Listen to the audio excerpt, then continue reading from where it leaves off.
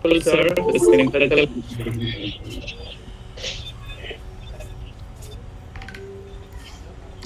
Yes. Good evening, Venugopal, sir. Oh, good evening. Good evening. Oh, good evening. Good evening, sir. Good evening, buddy. Hello. Manu, good to see you.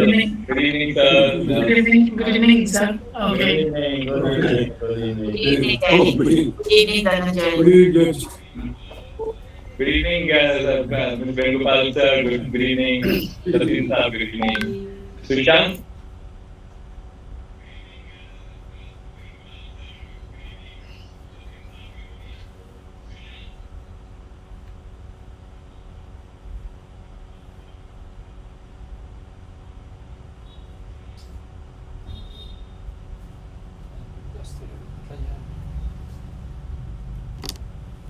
Good evening, Justice Chandrachud. Good evening, Sudish. Good evening to you. Good evening, Justice Chandrachud. Hello, sir. Good evening. Hello, Mr. Aruna. Good evening. Good evening, sir. Good evening. Good evening, everybody. Yes, good evening, sir. Good evening.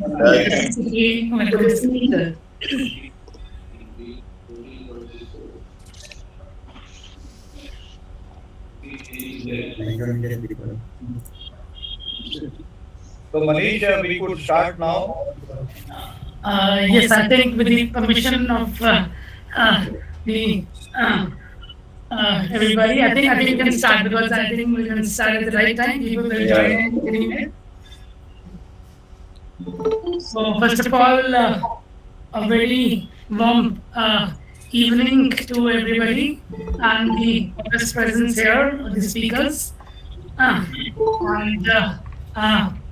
Honorable Justice Uday Lalit, the Chief Justice of India, Honorable Mr. Justice M.N. Venkatachaliah, former Chief Justice of India, Honorable Justice D.Y. Chandrachud, Judge Supreme Court of India, Mr. R. Venkataramani-Attorney General for India, Mr. K.K. Venugopal, former Attorney General for India, Mr. Fali Nariman-Sr, Advocate, Supreme Court of India, Mr. Sudish Pai, Senior Advocate and the author of the book, Mrs.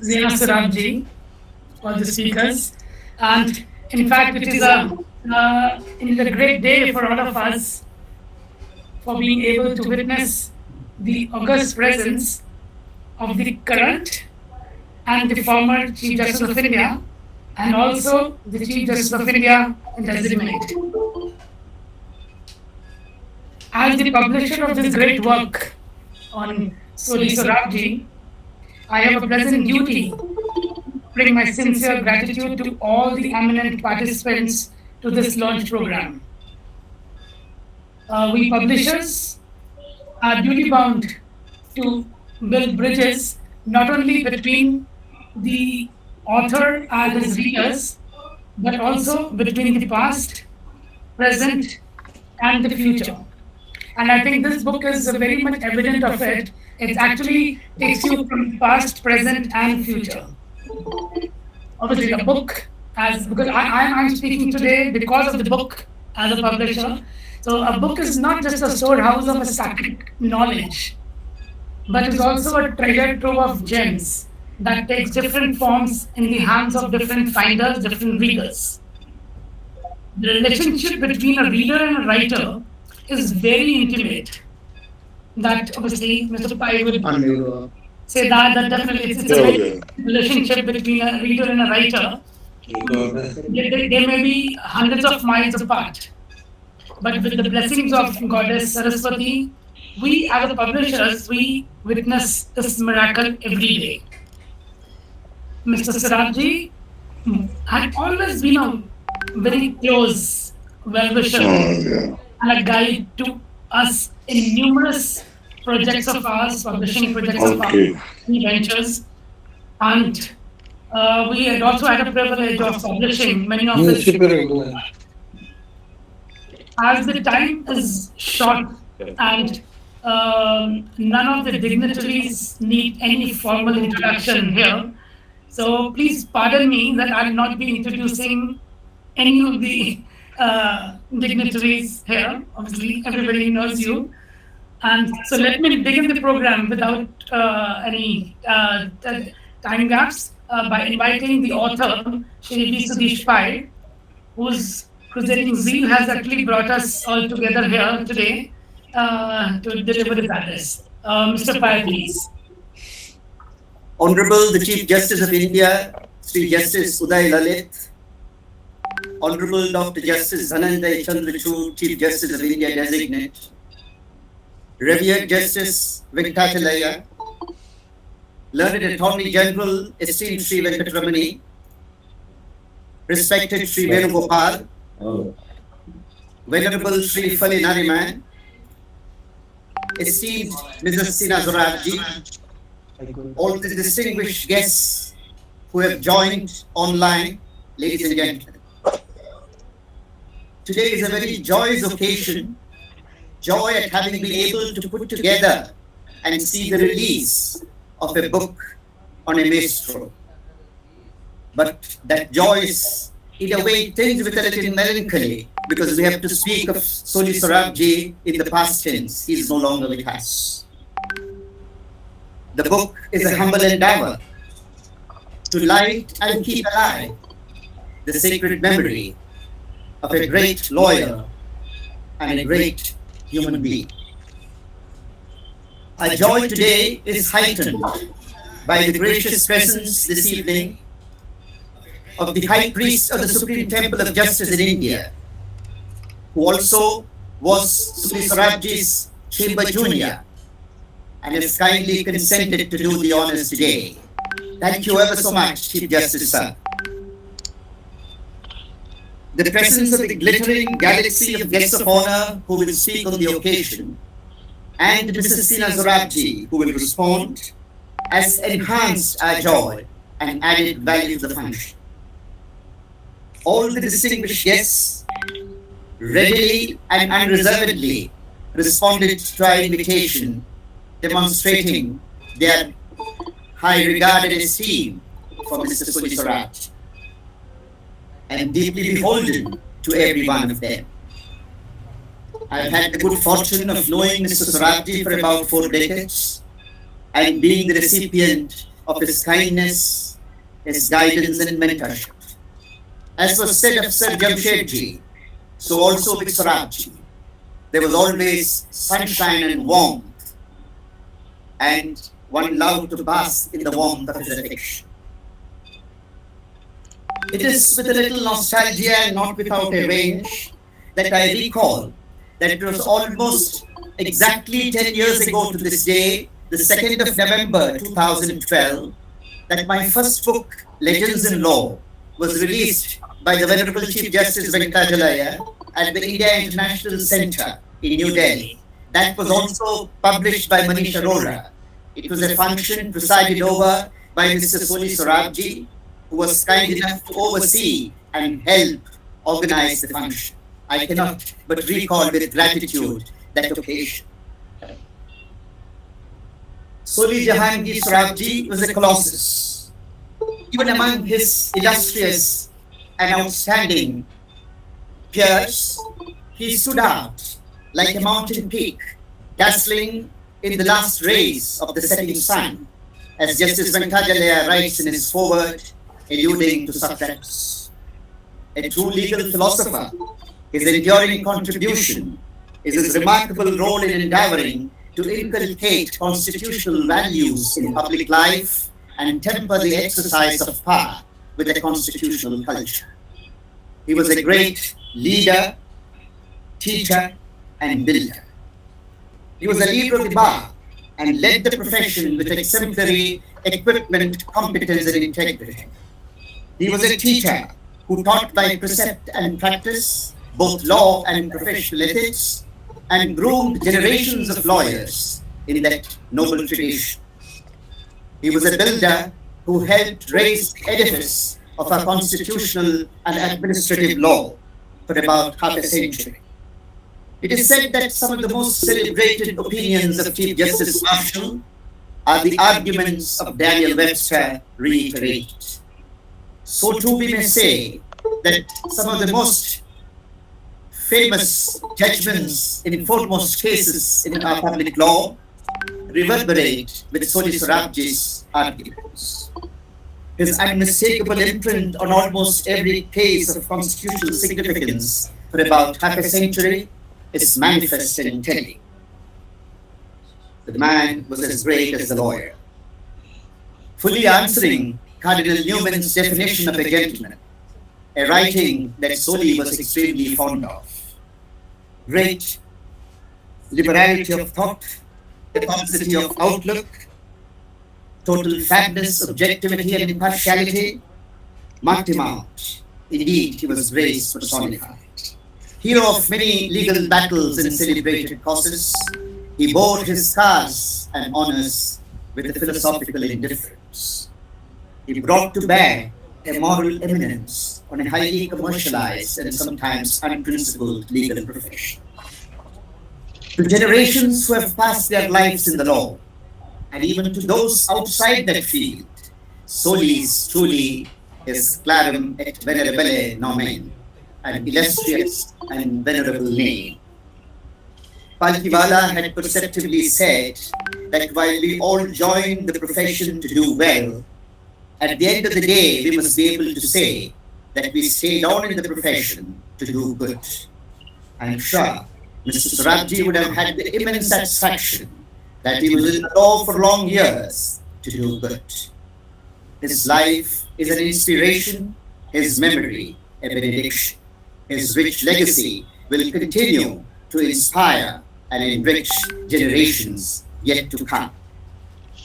He is not dead, whose noble life leads lying on high. To live in hearts you leave behind is not to die. It's a privilege to have a part in compiling and presenting some glimpses of the life and work of a great master. Thank you very much for your patience and courtesy. Thank you. No, thank you, Mr. Pai. It was a good insight of the whole event and things like that. And please allow me to admit here that working with Mr. Pai on this book as well as on the previous books has been a very beautiful experience for me and a wonderful learning experience. In fact, he played a friend, philosopher, and guide. And thank you so much, sir, for guiding me throughout. I next invite Senior Advocate Fali Nariman to deliver his address. Thank you. Today's occasion has been listed as a book release. But for me, it is something more uplifting. It is an event that is both heartwarming and significant. Heartwarming because for all of us, speakers as well as listeners, it is about remembering an old friend. To Zina, to Zia, to Jahangir and to Jamshed. SOLI, in addition to his being the principal member of the SORABJEE family, was indisputably also their close friend. It seems as if it was only the other day that COVID-19 cruelly snatched him away, and swiftly too. But to me, and I venture to say for SOLI too, today's event is also significant because it is honored by the presence and active participation of 3 Chief Justices. First, former Chief Justice Venkatachaliah, so universally loved and admired by us all. One who has set a benchmark for the top constitutional post. Justice Uday Lalit, in that all too brief but hectic tenure as India's Chief Justice, he has filled, as the poet says, the unforgiving minute with 60 seconds worth of distance run. And Chief Justice designate, Justice Chandrachud, whom the bar is anxiously waiting to welcome with open arms and high expectation. Today's occasion is also blessed by two acknowledged leaders of the bar, the present Attorney General of India and the immediately past Attorney General of India. Could anyone wish for more? This then is truly a unique occasion. Permit me to make a few Rashomon-like remarks. You remember Rashomon effect is named after Kurosawa's film of vintage year 1950. It provided different interpretations or points of view of the same event. It is about the subjectivity of human perception. The subjectivity with which I look at today's event has been already expressed in one eloquent sentence at page 29 of the book, which is to be released presently by the Chief Justice. A book brilliantly compiled, very efficiently edited by my good friend Sudish Pai, and published by Manish Arora, whose dear father was the first publisher of law books that I met when I first came to Delhi in May 1972. The perspective that I mentioned is in a sentence in the book where Sudish says, "My great regret is I will never be able to speak to him again. I will have to wait till I get to the other shore." That short, simple sentence expresses the pent-up regret and possible glimmer of hope of each one of us. As for me, let me tell you why. I have already told you why somewhere in this 450-page book, but for the benefit of those who have no time to look through so many pages and find the written piece and then read it, let me tell you again. In very early 2021, SOLI and I were perhaps the only living lawyers left on earth who could proudly say that we had been with and had witnessed firsthand the marvels of that great giant of the Bombay bar, all 6 feet 4 inches of him, Sir Jamsetji Kanga. Whenever SOLI and I met, then or in the year before, which was not infrequent, we each reminded ourselves not of our triumphs or defeats in the cases that we argued at the bar, but of the halcyon days with Sir Jamsetji, repeating to one another and reminding one another almost ad nauseum of the same old stories of which that grand old leader had such a rich store. My deep regret at losing my friend, therefore, is there is now no one left, absolutely no one, from that chamber on the ground floor of the Bombay High Court building that I can continue to reminisce with. If all this had been pushed back to the first half of the 20th century and not the 21st, the gap of no one being now left could have been filled by indulging in some form of spiritualism, which at the time, you will remember, meant a popular movement that appeared to put the living in direct contact with those on the other shore. And surprising as it may sound, it was possible then, because I distinctly recall in my college days having attended a séance in Bombay where a trance medium, speaking to someone dead and gone, orally repeated exactly what was said to him in a language which was French, that the medium himself was totally unfamiliar with, but which he repeated with the right accents and intonations. to me quite inexplicable. There are more things in heaven and earth that one can dream of. And later, much later, when in Delhi, dear Justice Krishna, whom we all still remember and venerate, when he lost his dear wife, tried a million times to speak to her, but could not. Because by then, science and super tech had triumphed. Spiritualism and seances had been eased out. Permit me to recall what Krishna has said when dismissing a petition filed against Mrs. Muthama being appointed as the first woman ambassador. He simply said, "We dismiss the petition but not the problem." One of the best Krishna Hayarisms that I recall. So my regret today is that even in this super scientific 21st century, all that artificial intelligence can do is just to animate photographs of dead relatives and friends.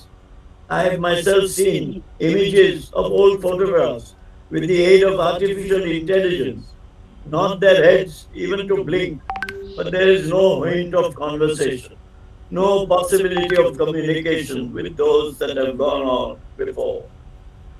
Artificial intelligence has drawn a blank. So today, to me and the rest of us, the sadness is in the realization that none of us will ever see SOLI or meet him again. Perhaps in turn, he may be grieving at not being able to meet us. But this is only because we living creatures see everything in the vain image of ourselves. But then we have no other measure to assess the state of those who have passed on. Garcia Marquez, the Colombian novelist, the man who won the Nobel Prize for Literature in 1982, in one of his books, tells us how he first hit upon the idea of writing a short story. The idea came to me in the early 1970s, he says, the result of an illuminating dream I had after living in Barcelona for 5 years. I dreamed I was attending my own funeral, walking with a group of friends dressed in solemn mourning but in festive mood. And we all seemed happy to be together. And I more than anyone else because of the wonderful opportunity that death afforded me to be with my friends from Latin America, my oldest, my dearest friends, the ones I had not seen for so long. And at the end of the service, when they began to disperse, I attempted to leave as well. But one of them made me see with decisive finality that as far as I was concerned, the party was over. "You are the only one who cannot go," a voice solemnly said. Only then did I understand, says the novelist, what dying means. It means never being with one's friends again. That perhaps is the true sadness about SOLI having left us. Like my wife Patsy, who left in June 2020. It is poor consolation that both dear souls now lie in neighboring graves in the Parsi cemetery in Delhi. Perhaps after all, dying does mean never to be with one's friends again, but we shall never know. Thank God at least we do know that it is not only SOLI's nearest and dearest, but also his innumerable friends who still fondly remember him and salute him. That may perhaps make him smile. That smile which we can now all see, alas, only on the cover of the book which is to be released, but happily also in our mind's eye, which, but for all this is such poor solace. But we must accept it. That is how it is ordained. As mortals, we must always accept what God has ordained.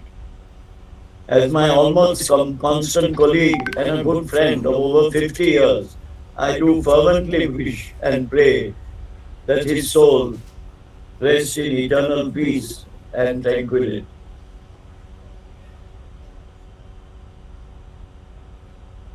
Thank you, sir. Thank you, Mrs. Nariman. It was wonderful enriching us with your not only the knowledge but also with your past and with so many memories of yours with the great soul Soli.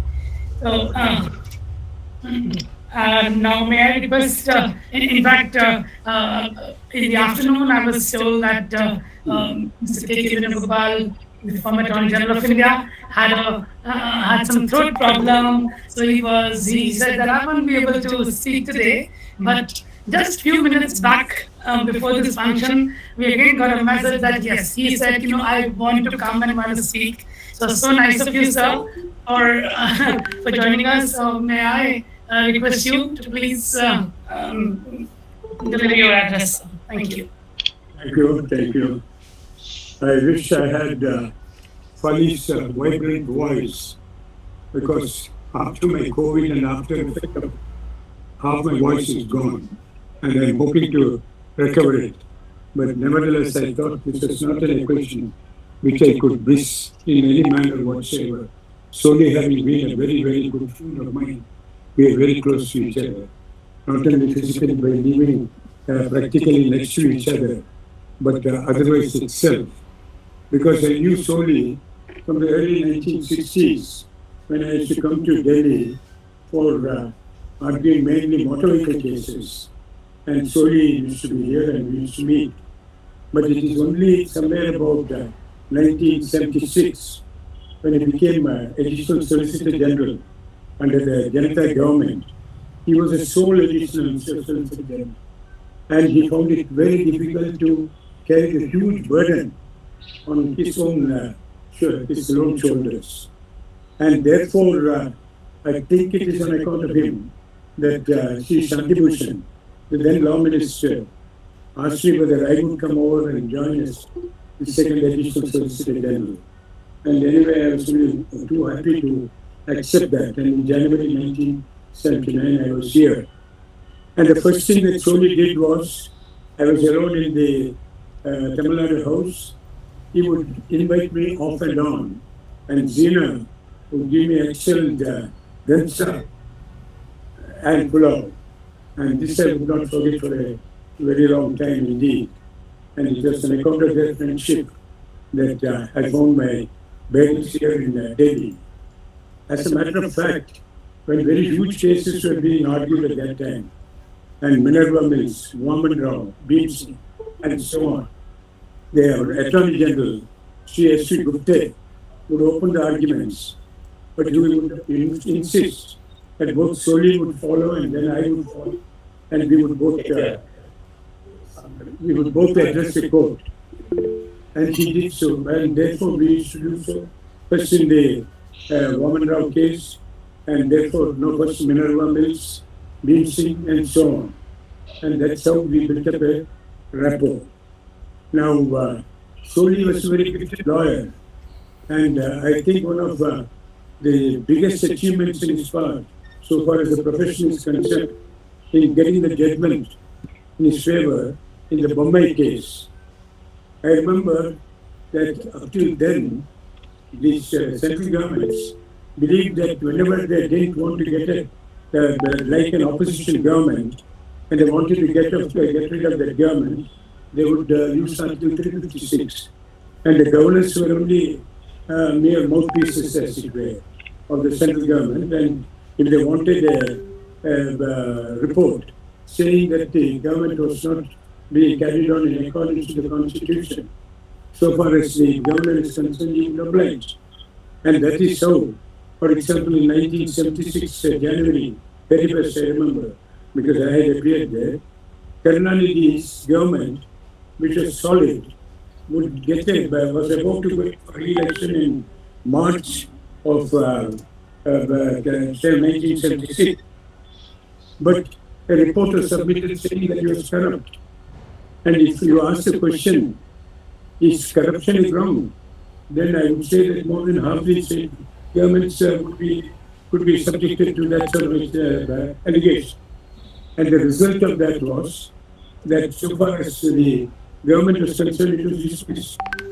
Soli got this judgment in Bombay's case which I think is a great feather in his cap. And that forever curbed the enthusiasm of central governments whenever they didn't succeed in an election to get rid of the government in opposition. In his personal life, he was a man of cultivated and exquisite taste, lover of poetry, literature, connoisseur of food. He loved horses, and I myself had been riding in the Madras Riding Club for about 15 to 20 years before I came over to Delhi. And therefore he confided in me that when his father passed away, he left him a string of racehorses, and he took the racehorses to Colombo at the age of 19 and had raced those horses. I don't know whether they won or not.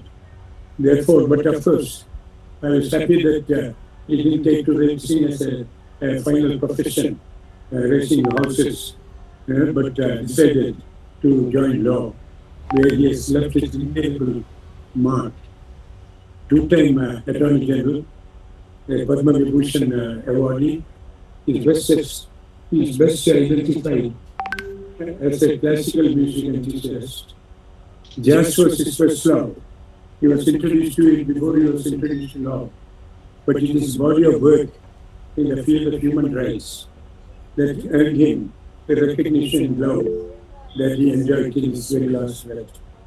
A champion of human rights and liberty, solely offered his services pro bono during the emergency days, provided legal assistance to political prisoners.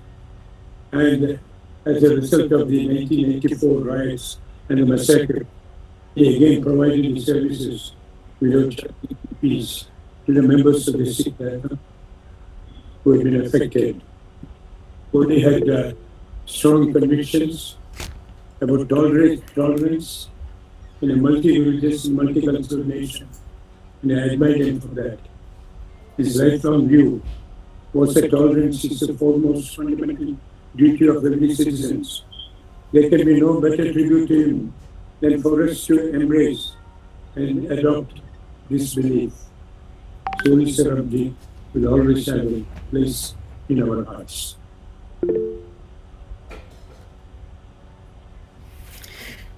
Thank you, sir. Thank you very much for your insightful address. And thank you for speaking, not from your throat, but from your heart. So thank you very much for that. I now invite Shri R. Venkataramani, the Attorney General for India, to deliver his address. While I'm extremely privileged to be part of today's event, tongue-tied I am to be in the midst of the tallest figures of the Indian bar on the bench. Let me nevertheless try to speak my little say after paying my humble and affectionate regards to Chief Justice Venkatachaliah, with whom I had a very long journey in law and justice, and my very respectful greetings to Sri Fali Nariman and to Sri K.K. Venugopal, both of whom are my treasure houses of learning. My fond and respectful greetings to Chief Justice Uday Umesh Lalit and Chief Justice Designate Chandrachud-Judge and Justice Sikri. Mr. Sudish Pai is an irresistible comrade. His invitations are rare intellectual treats, just as his contributions to legal literature of varied kinds. Just as his association with great SOLI is fairly long, our bondage is fairly close and spans many an interest. When he asked me to pen my thoughts on Mr. SORABJEE, I was not sure I could fit that task. But his prodding made me work. I tried to recollect chapters of my own association with Mr. SORABJEE and endeavored to weave a picture, a portrait, and a narrative. Many of his chambermates and juniors were indeed more fortunate to have been blessed with close encounters of a rare kind, if I may figuratively put it. It occurred to me to think that we lack a genre of legal literature capturing the contributions of original thinkers of the power to growth of law and to administration of justice. The book on our hands is one such product and fills that vacuum.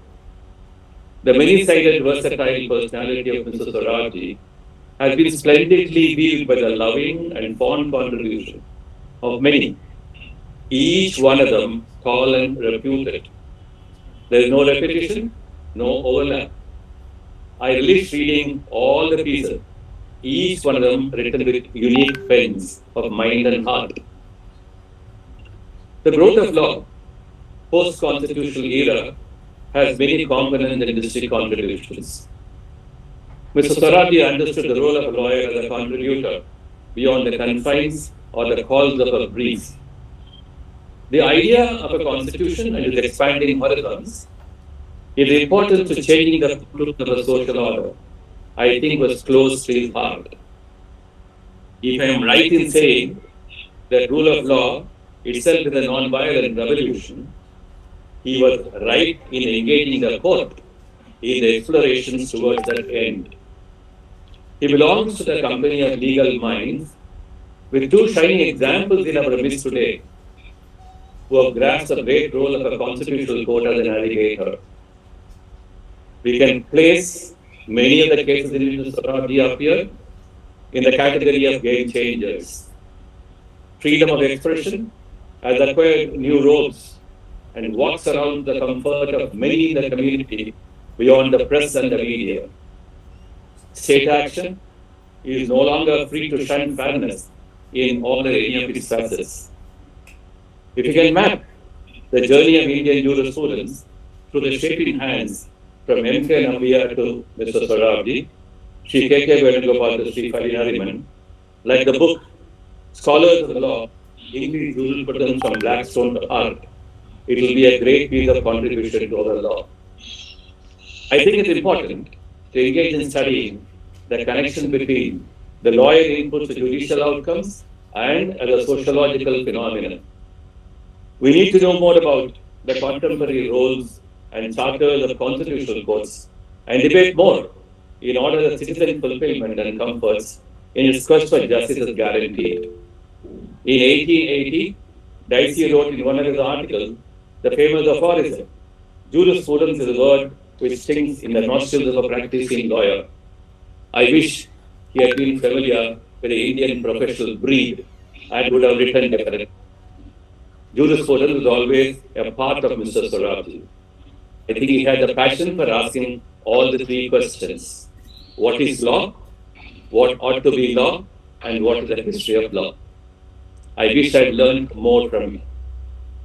A few weeks before he laid his body, the United Lawyers Association facilitated him on his 91st year. Mr. SORABJEE was for long 2 decades the president of the association. A brainchild of another great name in the bar, late C.P.P. Rao, was my senior. While addressing the small gathering, I said, it is too tall an order for a squirrel to talk about an elephant. I hold the same view today. Having worked with SORABJEE on many issues and subjects, I wish the bar and the nation raise banner of his life to the heights which are rare. Once again, Mr. Sudish Pai deserves a great applause for the idea of the book, its conception and execution. Mr. Nariman mentioned about the seance and the dreams. I just want to have one small anecdote here. When Justice Krishna passed away, I went for the cremation. Mrs. Venkatamani said, I would not like to go and see Mr. Krishna in flames. I will remain in Delhi. And lo and behold, when I came back to Delhi and asked, I told what happened, the whole cremation drama, unfolding from morning to late night. She said, Krishna came in my dreams in the morning at 6 o'clock. And there's a long queue over there. Can you cook some good food for me? And she cooked some good food for him and said, make it very simple. And after the food, Krishna sat in a meditative posture and disappeared. So I think these kind of anecdotes add the richness to our traditions and belonging. And I'm thankful for the organizers particularly Mr. Sudish Pai, to think of me as one of the contributors, and I'm indeed thankful to him. Good day to all of you. Thank you. Thank you very much, sir. It was your thought-provoking address, and especially you mentioned about 3 questions. that was beautiful, and obviously other anecdotes of yours. Thank you so much. I next invite Justice D.Y. Chandrachud, the Chief Justice of India designate, the Judge of the Supreme Court of India, to deliver his address. Manish, hello. It seems Justice Chandrachud is muted both the audio and video. That's what his secretary called me. Kindly check. All right, okay. Hello. I told them I think they're checking. It has been fixed. Thank you.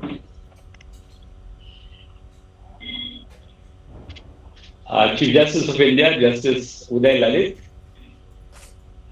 Chief Justice N. Venkatachaliah, He's speaking. We can hear. Mr. R. Venkatamani, the Attorney General, Mr. Fali Nariman, Mr. Venugopal, Mr. Sudish Pai, Zina SORABJEE, Zia, Jahangir and Kamal, and Dr. Manish Arora. It gives me immense pleasure to be a part of the book release of SOLI SORABJEE, a great maestro. SOLI SORABJEE, over the course of his illustrious career, brought his dignity and ingenuity to the profession. Much has already been said about his legal acumen and wit, and at this juncture, these qualities of his should not come across as a surprise to us. Skilled in the profession, at Jamshedji's chambers, SOLI brought to the solemnity of the law the joyous zest of human experience. What I might add is to say that his legal acumen came only second to his versatility. It has been said before that the field of drama, mimicry, and jazz suffered a great loss when SOLI decided to pursue the law. When asked if he would prefer being Chief Justice or Benny Goodman, he replied, "I would any day play like Benny Goodman, which I am doing in fantasy land now." He was the first president of Jazz India Association, and it was SOLI who brought the Jazz Yatra, the international festival of jazz music, to Delhi. SOLI, soon after his practice commenced, mastered court craft and gained the trust of the court. He would inform the court of the judgments that were rendered against the proposition that he was arguing, since he believed that it was necessary to aid the court in arriving at the correct position of law. Congratulating SOLI on his appointment as Attorney General for India, Nani Palkhiwala wrote that the greatest glory of the Attorney General is not to win cases for the government, but to ensure that justice is done to the people. Staying true to the advice of Palkhiwala, SOLI, while serving as the Attorney General, did not pledge his loyalty to the government of the day. When offered a judgeship at the Bombay High Court by Chief Justice S.P. Kotwal, SOLI declined the offer because the salary of the judge would not have been sufficient for him to undertake his family obligations. While SOLI might have declined the offer of judgeship, he was still deeply concerned and committed to improving the justice delivery system. He was a fierce proponent of judicial reform, which extended beyond seeking better financial conditions for judges. His columns on the law and the functioning of the judicial system are a legacy that he has left behind for lawyers, both young and old. In his column titled "Menace of Court Arrears Breeds the Idea of Injustice," SOLI wrote that both qualitative and quantitative enhancements are necessary to address the problem of pendency. He had argued that the mere increase in the number of judges without a corresponding improvement in the court infrastructure would be insufficient to tackle pendency. There is a widely reported perception that judgments are a product of the craftsmanship of judges who author them, and that they are the sole torchbearers of creating a just constitutional order. The role of lawyers in creating a just socio-political order is often focused on their contribution outside courts through their participation in social and political movements. Due regard and appreciation is not given to lawyers who shape the jurisprudence through their submissions in the court. When I was debating on whether to accept judgeship, the offer of judgeship of the Bombay High Court, the Venerable Justice A.P. Sen told me, "Judges," he said, "leave behind them the written word, but lawyers leave behind their footprints on jurisprudential sands." And he added, "They are eternal, because though the grains may disappear from the universe, the sands still remain." While time may not permit me to mention all such instances where SOLI's arguments shaped Indian jurisprudence as we know it today, the contribution to the jurisprudence and judicial review of state action is particularly significant and deserves mention. SOLI, through his arguments, spearheaded the integration of the principles of administrative law to constitutional interpretation. SOLI's was an important voice in the constitutionalization of Indian administrative law. Upon the declaration of emergency, SOLI had realized that the powers of the executive heads were often misused to distort the constitutional order. He challenged the notion that the exercise of power by the executive head is beyond the scope of judicial review. It was his arguments in S.R. Bommai, in D.C. Wadhwa, and Rameshwar Prasad that aided the court in placing a check on the exercise of power by executive heads of government. Since the President and the Governor act on the aid and advice Council of Ministers, which is placed beyond the scope of judicial review by Article 74 of the Constitution, it was believed that the power exercised by the President cannot be challenged before the courts. However, SOLI, through his erudite submissions, proposed that the satisfaction of the President or the Governor cannot be beyond the scope of judicial review. The satisfaction, he argued, must be based on objective facts. SOLI interloped the basic principle of administrative law that no authority holds unbridled discretion to challenge the actions of the executive head. Though courts had already established that authorities could hold guided discretion in the field of administrative law, they were still wary of applying the same principle to the exercise of power by the executive head of government. The standard of materiality proposed by SORABJEE to test the satisfaction of the executive head allowed courts to review actions of the President without subverting the immunity under Article 74 of the Constitution. My ode to my mentor would be incomplete without a mention of his loyalty to the Constitution and the values that it upholds.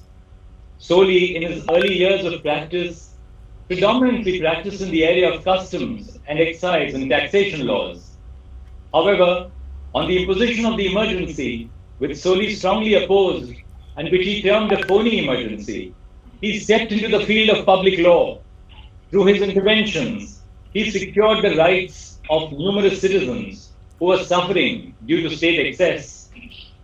During his long and illustrious career, SOLI donned many roles and robes. He was an excellent jurist and a defender of human rights. But the story would remain incomplete without a preview into SORABJEE's role as an extraordinary mentor who trained many of us at the bar and on the bench. We not only honed our legal craft at his chambers, but also learned by example that our fidelity to the Constitution must not be compromised. His life is best depicted by Nelson Mandela's celebrated description when he said, "A good head and good heart are always a formidable combination, but when you add to that a literate tongue or pen, then you have something very special." SORABJEE was that and much more. Thank you. Thank you, sir. Thank you very much for your immensely informative address and a special mention of jazz love which he had. Thank you so much. May I request Chief Justice Venkatachaliah to say a few words.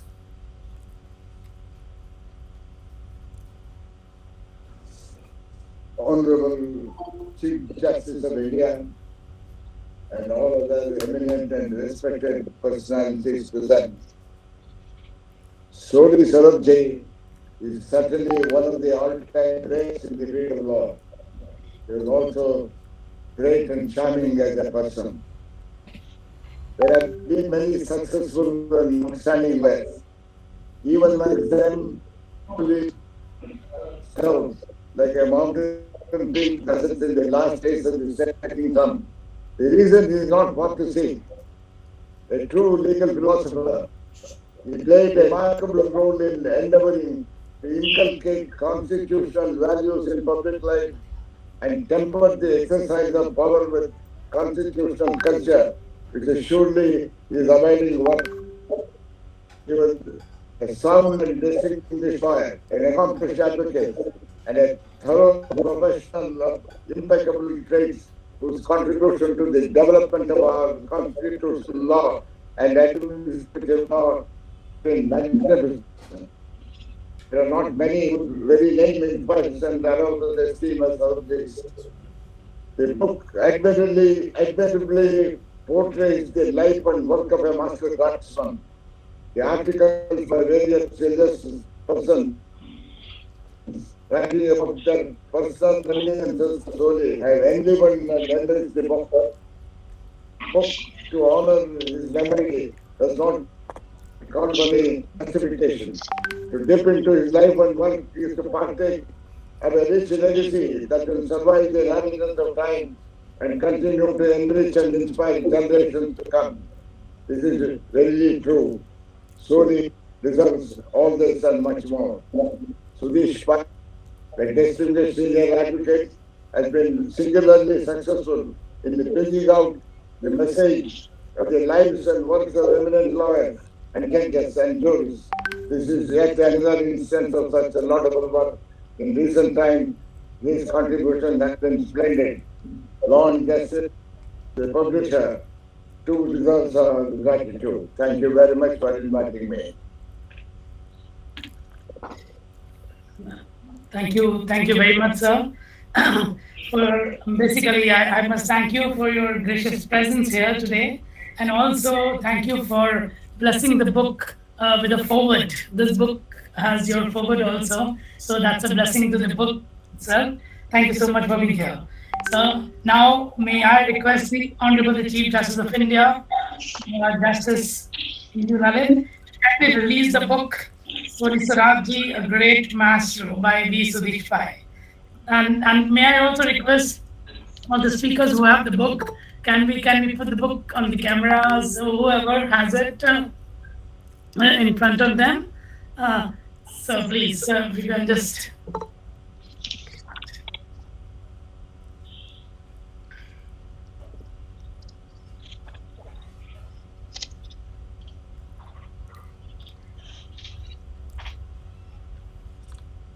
Thank you very much, sir.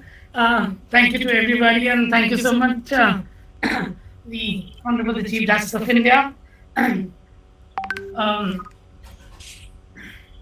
May I now request Justice Uday Lalit to express his thoughts on the book and give his address. Honorable Justice M. N. Venkatachaliah, former Chief Justice of India. Honorable Justice D.Y. Chandrachud, Chief Justice of India Designate. Honorable Justice Arjun Kumar Sikri, former Judge, Supreme Court of India. Mr. R. Vennkataramani-Attorney General for India. Mr. K.K. Venugopal, former Attorney General for India. Mr. Fali S. Nariman, long-time associate and friend of Mr. SORABJEE. Mrs. SORABJEE, all those who are associated with the publication of this book, Mr. Sudish Pai, Mr. Manish Arora, and all the publishers, all the well-wishers, whoever is present today, all the friends of Mr. SORABJEE, their relatives, and everyone. All the best wishes to you. It means a lot to me that to be associated with today's program. I did about 5.5 years in the chambers of Mr. SORABJEE. All the leading lights who are present today, like Justice Venkatachaliah, Mr. SORABJEE appeared before the court of which Justice Venkatachaliah was a member. Constitution bench decisions like Tinsukia Electric Company or Ujagar Prints were all argued by Mr. SORABJEE when I was part of his chamber. So I fondly recollect all those days. I also recollect many battles which he fought against Mr. Nariman, because they used to be briefed against each other very often. I still recollect one of those very celebrated case which was Nadiad. That is Gujarat, the Chief Judicial Magistrate of Nadiad, who was handcuffed by the police. So that was a very famous battle. These all cases bring goosebumps. These are all reminders, these are all milestones in my career. 5.5 years with this legendary man who was a true legal and constitutional philosopher, a social engineer. Whenever an opportunity came by, he never lost that opportunity. He utilized that opportunity with certain ideas in mind to do something good for the society. Those years, he was a great leader, as someone spoke, and he was a great teacher as well. Those 5.5 years, by every case that he argued, he set an example for us, the juniors working in the chamber. He set an example by his own conduct, by his practice of law, the way he conducted himself, the way he argued the matters. It was a great, great occasion, and very difficult to pinpoint. He fought battles which were long, drawn-out battles. One of them was, of course, Bommai. Second one was the Bhopal gas leak case, where he fought the review petition, that is the Union Carbide review petition. So that was one matter where he put his heart and soul, and it was so evident, months and months of preparation. Every day, he would, after the usual conferences would be over, he would start at about, say, 7 o'clock and go on till the dinner time. But one area which I always associate my former senior with is the expanse of Article 19(1)A. That was very, very close to his heart, very dear to his heart, freedom of speech and expression. There are two cases which I still recollect. One was that S. Rangarajan, that was the Orioral Gramathilai. There was a movie which was Malayalam, which was banned. The judgment by Justice K. Jagannath Shetty. And that was one case where his talent, his idea, and everything emerged like it was blossoming, and it was something great spectacle for us to see. The second case, which was also on the same lines, which was Tamas. Tamas was banned, a particular serial on TV. There was a petition, it was not banned, there was a petition saying something against that. So therefore, that was the second case.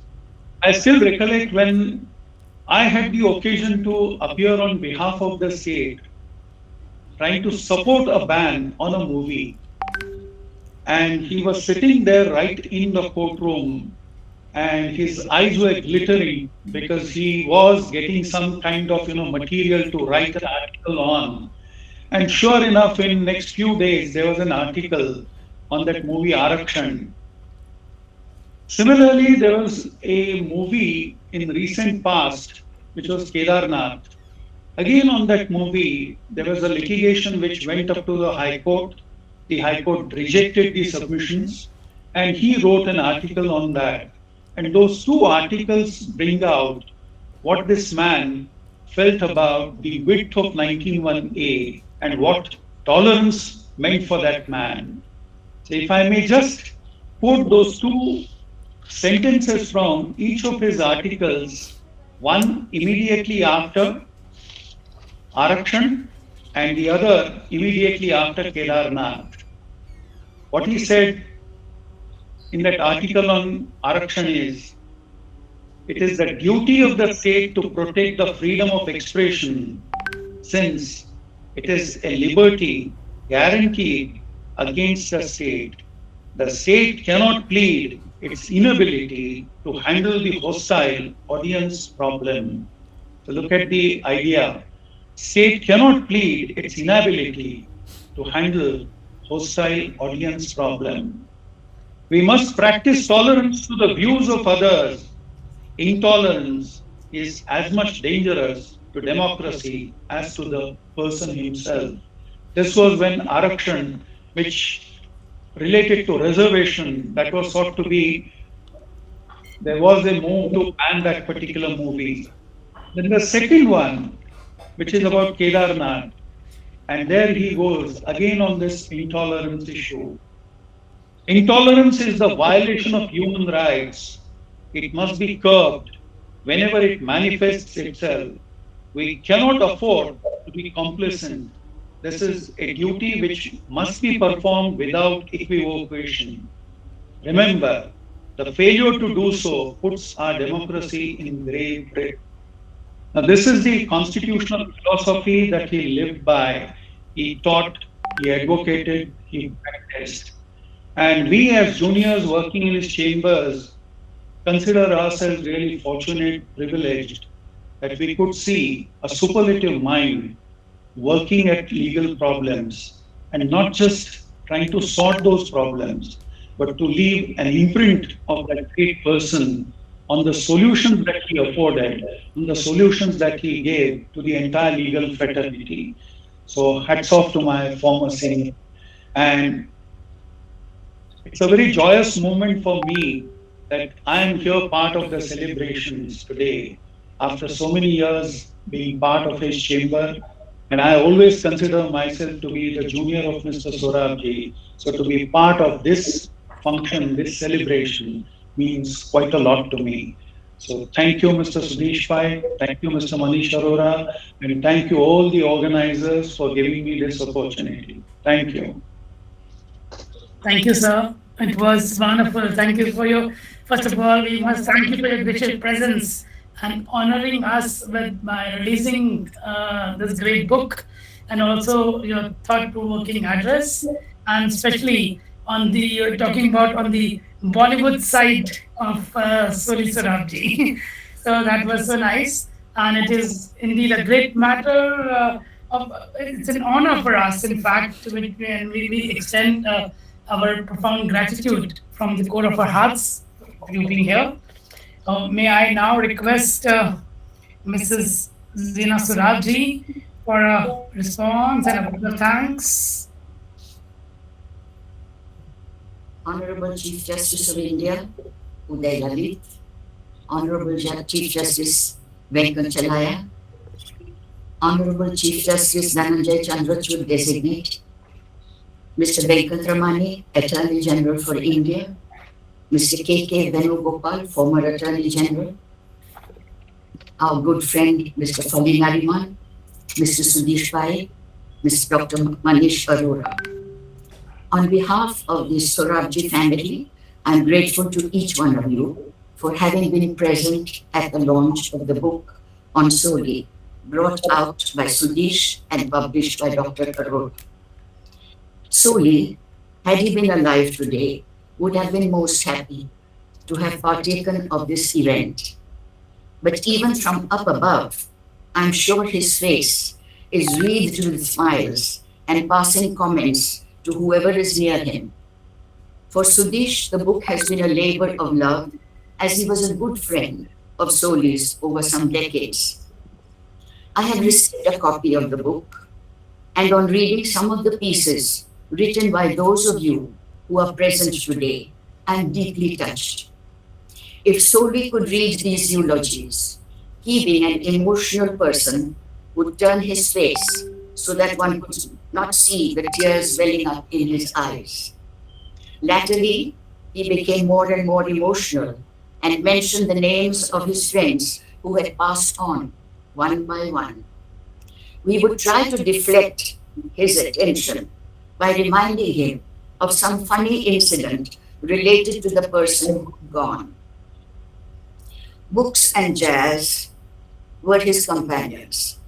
Again, latterly, he could not read small print due to his deteriorating eyesight, but he enjoyed watching the news on TV, especially the panels, where the panelists would be shouting at each other and the shrill anchor would try to get the better of them.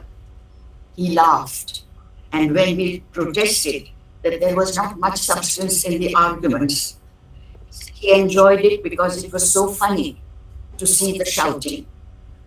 He was possessive of his books. He knew exactly where each book was out of the thousands that he had. Sometimes he would ask for a book, saying it was on such and such a shelf and with a blue cover, and he would invariably be right. He did not lend his books for fear they would not be returned. We are also grateful that these books have found a place in the Supreme Court Judge's library, which would also make SOLI extremely happy. SOLI disliked ostentatious living. He did not possess expensive cars, and once, when Zia had sent her car for him to the airport, he asked the driver which car it was. When he was told it was a Mercedes, he made a face and told the driver not to bring that car again. My mother-in-law had presented me with an heirloom necklace for our wedding.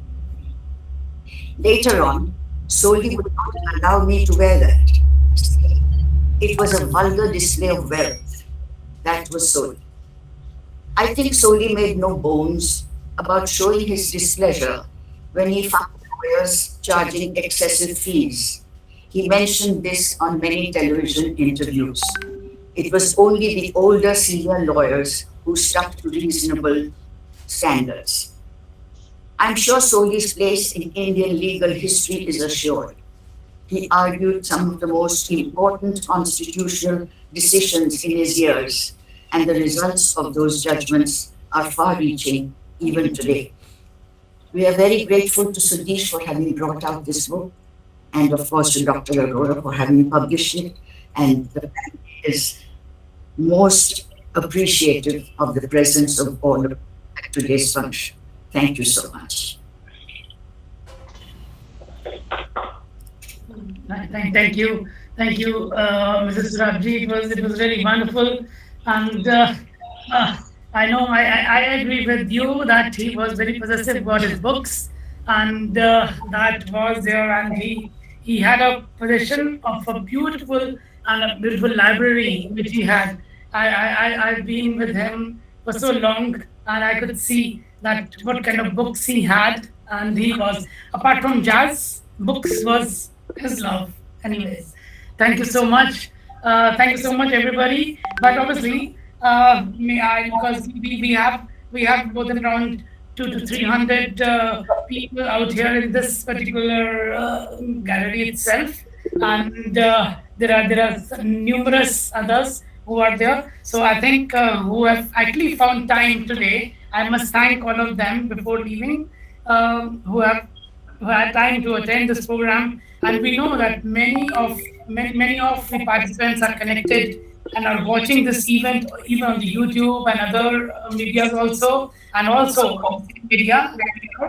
So there are many eminent people, there are many judges, lawyers, media persons, public men, professionals, education administrators, so many of them, scholars, and even the students of law. There are a lot of law students who are watching this program. A lot of law schools had added onto this program, so they were watching this beautiful event.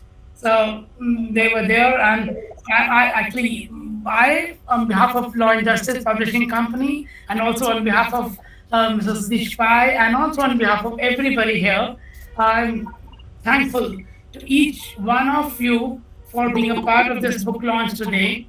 And thank you very much once again. Thank you Chief Justice, the Chief Justice, everybody. So sorry for, I will not name everybody, but thank you. Mr. Sudish Pai, you want to say something? Thank you. Thank you so much, the Honorable the Chief Justice, Honorable Justice Chandrachud, the Learned Attorney General, the Venerable Justice Venkatachaliah, most respected Mr. Venugopal, who though was not keeping quite well in the afternoon, we are extremely happy he has been able to join us. And of course, the summit of the Indian Bar, as Justice Krishna once described him, Mr. Fali Nariman. And of course, the gracious lady, Mrs. Sina SORABJEE. Thank you, everyone. My warmest regards. Namaskar. Thank you. Thank you. Thank you so much. The Chief Justice is ready to speak.